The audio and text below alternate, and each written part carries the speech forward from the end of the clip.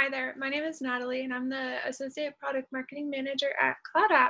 Today I'm here to tell you a little bit about interview best practices. Today I want to specifically talk a little bit about video interviews because I know that that's something that a lot of people are dealing with now. With everything that COVID-19 has been changing up, there have been a lot more people looking for jobs, and most of these interviews will now be virtual. A lot of people who have been interviewed in the past couple of years have never had a virtual interview before, and so I want to help people feel a little bit more confident going into maybe their first ever video interview. And so we have a lot of content already put together for you, as you can see in the rest of our practice interviews and CloudApp Your Interviews series. Today I want to talk a little bit about feeling like yourself and also communicating yourself in a way that is selling yourself. So today I want to talk a little bit about fit. A lot of people know that when you're interviewing, you're looking for fit, but a lot of people don't really think about what that means. So fit, often people think about it in terms of the role that they're that they're interviewing for. It's almost like an audition. They're trying to show that they're capable of that role. At the same time, however, fit also applies to how the company would fit for you. So generally, fit refers to three main things. First is the role, as I mentioned, just what are your core capabilities, what are your skill set, and do they match the role required? The second item of fit is the team. So how you fit with the team that you're working with, and kind of how you fit on like a personal level. Finally, the third one is you with a company. So in terms of the company standards, the company mission, and the company purpose, kind of seeing if you're aligning with the general feel of the company as well as your personal mission or your personal objectives. The reason why I want to talk about this today is I think that understanding fit can help you not only understand how to sell yourself better, but it can also help you feel more confident that you will succeed in your interview process. And it'll also help you communicate yourself better in the interview process. So those important things to understand about fit, I think that the first thing to understand is, one, look up the company, look up the team, and look up the person you're interviewing with. It's a lot easier to understand and sell fit if you know what you're trying to fit into. After you've researched what the fit is and how you can,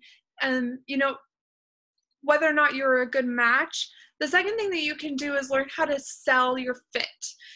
So I want to talk a little bit also about how to communicate yourself and present yourself during a video interview. I think a lot of people are under the misconception that in a video interview, I think that there's three main aspects of presenting yourself that people don't consider or give full merit to in a video interview. The first thing that I want to talk about is your hands.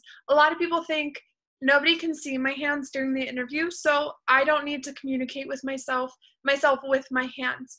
This is actually very contrary to the truth because when you're in a video interview, they can't see very much of your body. And so a lot of the very subtle body language that helps you relate to and connect with other people is missing. So while you don't want to be waving your hands around the entire interview, and you probably don't want to keep your hands in the screen, it's best if you do have little peeks of your hand every now and then to show and keep your interviewer engaged. The second element that I want to talk about is your eyebrows. A lot of people, especially during interviews and especially when they're nervous, tend to keep their eyebrows very still. And even if they're being really interesting with what they're saying, you can lose a lot if you're not using your eyebrows. A lot of people feel really self-conscious using their eyebrows when they first consciously try to do it. But eyebrows are something that very rarely draw attention, but very frequently engage subconsciously. So the second thing that I would encourage people to do to practice being engaging in a video interview is practice raising and lowering their eyebrows. It adds dimension, whereas you can't use your body, and it's hard to pick up on physical cues, so it's a way to kind of keep that person engaged. The third thing that I want to talk about is your physical appearance. One thing that I love about video interviews is that you have so much more control over how you look. Often on-site interviews are, a full day of visiting on site. You have to make sure that your skirt is always, or your pantsuit is always perfectly pressed. You have to look good and you have to look on 24/7. One thing that I love about video interviews is that it's usually, you know, a half an hour call. If you have several in a row, you've still got those couple of minutes in between, and you can see yourself the entire time. So it's a great opportunity to make sure that you're presenting yourself the way that you want to be presented to, again, match with that fit. So as you can probably notice, I have rose gold hair. It varies from rose gold to, you know, a deep maroon.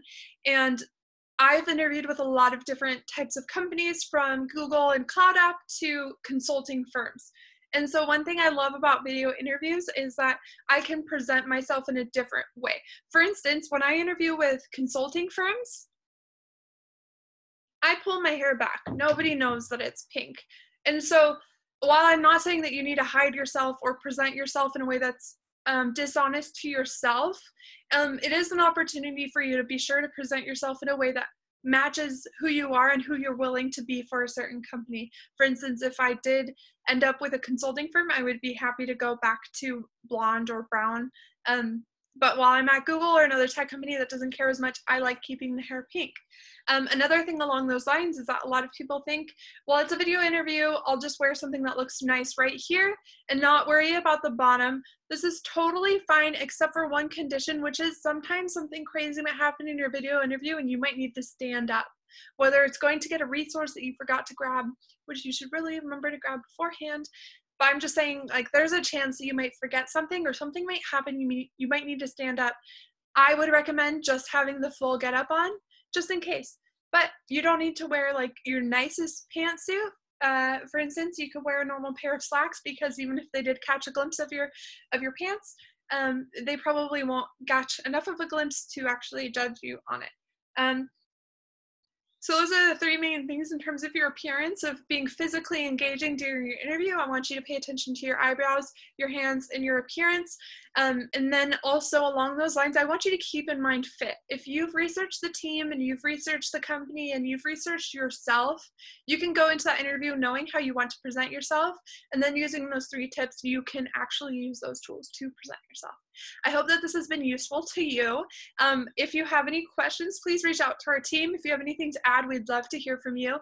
If you're not sure if you should believe me or not, just remember that 10 years ago, I got first place in the academic decathlon for the interview. So if that doesn't tell you anything about how to be successful in an interview, I don't know what would. This has been CloudApp, and this is Natalie, our Associate Product Marketing Manager, and I'm so happy to speak to you today.